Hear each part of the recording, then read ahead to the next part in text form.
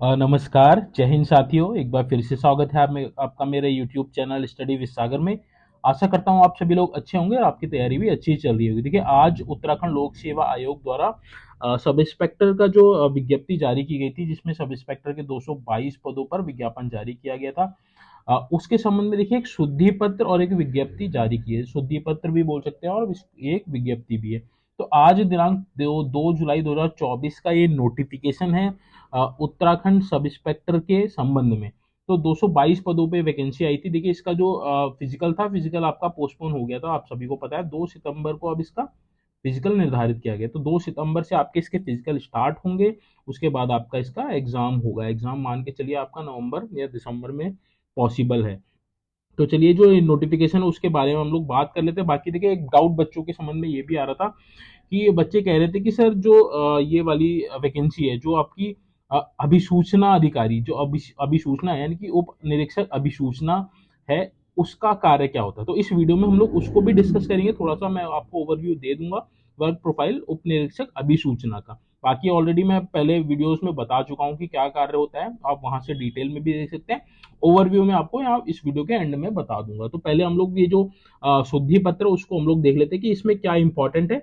आप उसको समझने की कोशिश कीजिएगा। तो देखिए, इसमें आज ये नोटिफिकेशन जारी किया गया है। इसमें रिजर्वेशन से संबंधित है मेनली ये।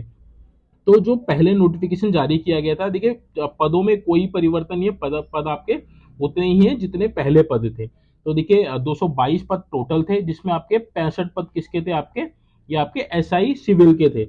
यानी कि आपका उप निरीक्षक नागरिक पुलिस के थे। सिविल में जो सब इंस्पेक्टर होता है उसको उप निरीक्षक नागरिक पुलिस बोला जाता है। तो इसके 65 पद टोटल थे, जिसमें से 16 पद आपके महिलाओं के लिए रिजर्व थे। और देखिए, इसमें जो स्वतंत्रता संग्राम सेनानी के जो पद थे, पहले जो पद थे उस समय कोई रिजर्व पद नहीं था। अब यहाँ पे एक पद रिजर्व कर दिया है स्वतंत्रता संग्राम सेनानियों के आश्रित जो होते हैं उनके लिए। एक पद यहाँ पे रिजर्व कर दिया गया है। पहले आपका यहाँ पे 0-0 था, यानी कि कोई भी पद रिजर्व नहीं था। अब एक पद यहाँ पे इनके लिए रिजर्व कर दिया है। वहीं पूर्व सैनिक की बात करें तो पहले आपका यहाँ पे एक पद था। पहले एक पद था, अब यहाँ पे 3 पद कर दिए गए हैं। तो इनके लिए ये रिजर्व कर दिए गए हैं। बाकी उत्तराखंड अनाथ अनाथ जो बच्चे थे उस समय पहले भी एक ही पद था रिजर्व, अभी भी एक ही पद रिजर्व है। तो 65 पदों में से देखिए, बाकी ये जो पद हो गए 16 महिलाओं के लिए, एक स्वतंत्रता संग्राम सेनानी के आश्रितों के लिए, और 3 पद आपके पूर्व सैनिकों के लिए, एक पद आपका उत्तराखंड अनाथ बच्चों के लिए, ये आपके रिजर्व कर दिए गए हैं। तो यहाँ पे ये परिवर्तन किया गया है एसआई सिविल में। बाकी देखिए, जो अभिसूचना उप निरीक्षक अभिसूचना है, उसके पदों में क्या चेंज हुआ है, उसमें देखिए, उसमें जो टोटल पद थे उसमें भी 43 ही पद थे पहले वाली विज्ञप्ति में। 10 पद महिलाओं के लिए वो रिजर्व रखे गए थे। और उस समय देखिए क्या है कि ये जो स्वतंत्रता संग्राम सेनानी के आश्रित के एक भी पद रिजर्व नहीं था, अभी भी एक भी पद रिजर्व नहीं है। तो 0 पद इसमें रिजर्व है। वहीं पूर्व सैनिक की बात करें तो पूर्व सैनिक के लिए पहले देखिए आपका एक पद था।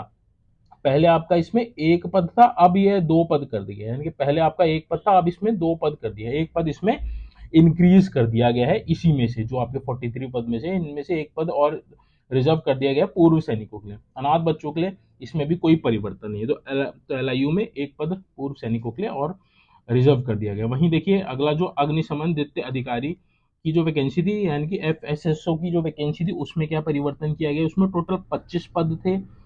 5 पद महिलाओं के लिए रिजर्व थे।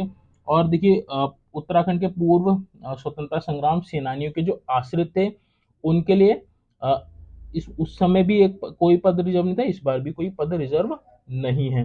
और जो आपके जो पूर्व सैनिक थे, पूर्व सैनिकों के लिए पहले एक भी पद रिजर्व नहीं था, अब एक पद रिजर्व कर दिया गया। तो इसमें जो एफएसएसओ है, यानी कि अग्निशमन द्वितीय अधिकारी के का जो पोस्ट है, उसमें जो पूर्व सैनिक है उनके लिए एक पद रिजर्व कर दिया गया इसी 25 में से। और अनाथ बच्चों के लिए कोई पद रिजर्व नहीं था, तो इसमें भी कोई पद रिजर्व नहीं है। तो इसमें ये परिवर्तन है। लास्ट जो था आपका प्लाटून कमांडर, जिसको गुल्म नायक भी बोला जाता है। तो पीएसी में प्लाटून कमांडर होते हैं, उसमें देखिए 18 सबसे ज्यादा पद जो है इसी में है, 89 पद हैं। इसमें स्वतंत्रता संग्राम सेनानियों के लिए यहाँ तो पहले आपका कितने कितने पद थे, पहले एक भी पद नहीं था, अब यहाँ पे एक पद रिजर्व कर दिया गया। स्वतंत्रता संग्राम सेनानी के आश्रितों के लिए एक पद यहाँ पे रिजर्व कर दिया गया है। वहीं जो पूर्व सैनिक है, पूर्व सैनिकों के लिए देखिए पहले आपके 2 पद थे, पहले 2 पद थे, अब यहाँ पे कितने पद कर दिए रिजर्व, 4 पद रिजर्व कर दिए हैं इनके लिए। और जो अनाथ बच्चे थे उनके लिए 2 पद पहले भी थे, अभी भी 2 पद हैं। तो ये परिवर्तन इसमें किया गया है। उक्त के अतिरिक्त देखिए इन्होंने यहाँ पे देखा है, उक्त के अतिरिक्त प्रश्नगत विज्ञापन के शेष शर्तें यथावत रहेंगी, बाकी कोई परिवर्तन नहीं है। पद जितने थे उतने ही पद हैं। 222 पदों पे विज्ञापन जारी किया गया था, 222 ही पद हैं इसमें। एसआई आपके सिविल के, और आपका एलआईयू के, और आपका एफएसएसओ के, अग्निशमन अधिकारी, और पीएसी में प्लाटून कमांडर, यानी कि प्लाटून प्लाटून कमांडर के। तो ये 4 पदों पे, सॉरी 4 पद, 4 जो वो हैं आपके सब इंस्पेक्टर के, जो आपके सिविल है, एलआईयू है, एफएसओ, प्लाटून कमांडर के 222 पद टोटल इसमें विज्ञप्ति में आए थे। तो उसमें कोई परिवर्तन नहीं है।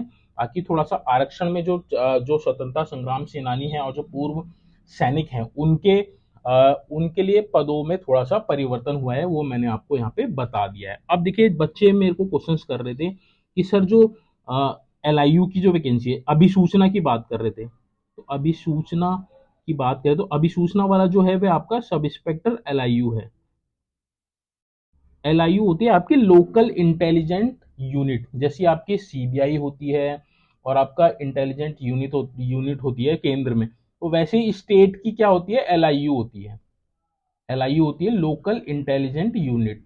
तो ये एक तरह से जो आपकी जो गुप्त सूचनाएं होती है उनको कलेक्ट करती है, उनको कलेक्ट करने का मेन काम होता है। बाकी देखिए वीवीआईपी ड्यूटी में सिक्योरिटी, जैसे आपके कोई सीएम आ रहे हैं, पीएम आ रहे हैं, या जितनी भी वीवीआईपी ड्यूटी होती है एलआईयू में उनकी ड्यूटी, एलआईयू वालों की ड्यूटी वहां पे लगती है। सुरक्षा व्यवस्था में, लॉ एंड ऑर्डर में ड्यूटी लगती है एलआईयू के जो सब इंस्पेक्टर होती हैं उनकी। बाकी देखिए जब आपको पता होगा कि जब आप डॉक्यूमेंट वेरिफिकेशन कराएंगे, जब आपका सिलेक्शन हो जाएगा तो उसके बाद डॉक्यूमेंट वेरिफिकेशन होता है।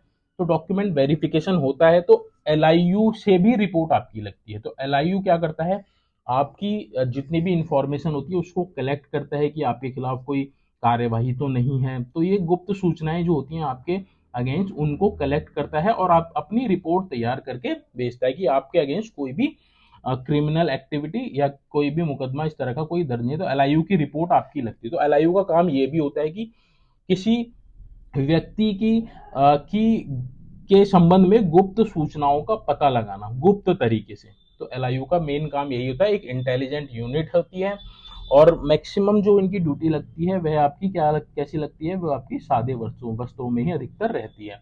वर्दी होती है, मिलती है, बट मैक्सिमम टाइम क्या रहता है, आपको सिविल कपड़ों में ही आपको रहना होता है।